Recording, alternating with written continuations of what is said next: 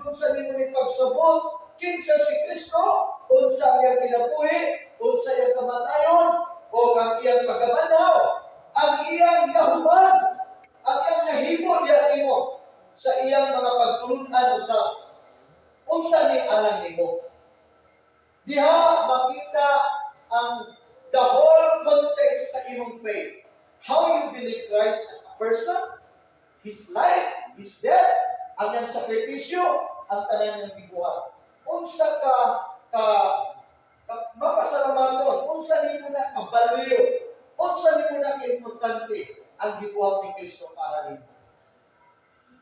Now, make a conscious commitment to grow in the knowledge of Christ, meaning kinikanunay ka na sayo sa imong commitment, dili kay nagpakalimot-limot na lang ka. Commitment conscious ka kanunay